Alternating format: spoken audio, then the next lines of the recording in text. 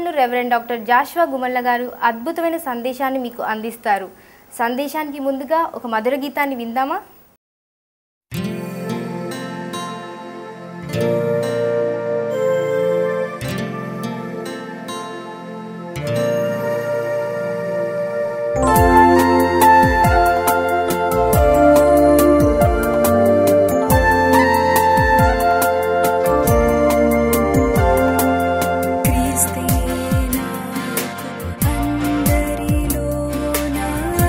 ప్రియుడు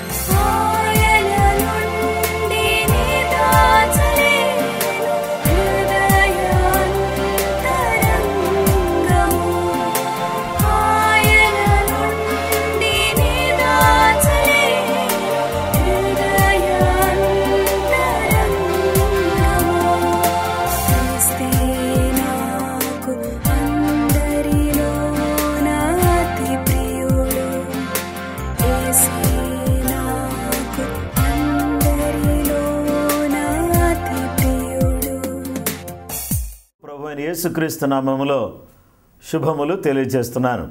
ఈ విధంగా మిమ్మల్ని కలుసుకోవడం ఎంతో సంతోషం.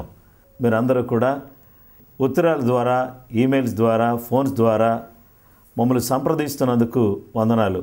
కొంతమంది ఫోన్లోనే ప్రార్థన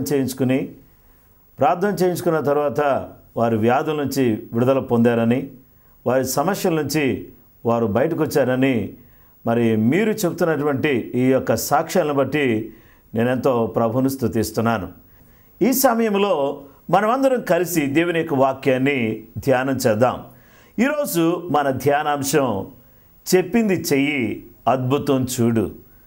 చెప్పింది చేస్తే అద్భుతం ఏ విధంగా జరుగుతుంది అని ఈరోజు ఈ యొక్క ధ్యానములో మనం నేర్చుకుందాం. దేవుని యొక్క వాక్య భాగములో మనం చూస్తే ఆదికాండము 7వ అధ్యాయము 5వ వచనములో దేవుడైన యెహోవా ఇలాగు సెలవిచ్చుచున్నాడు. తనకు యెహోవా ఆజ్ఞాపించిన ప్రకారము నోవాహు యావత్తు చేసెను. దేవుడు తనకు ఆజ్ఞాపించిన ప్రకారంగా నోవాహు యావత్తు చేసినట్టుగా దేవుని యొక్క వాక్య భాగంలో మనం చూస్తున్నాం. దేవుడు చెప్పింది చేసి అద్భుతంగా తాను, తన కుటుంబము జలప్రళయం నుంచి తప్పించబడ్డారు.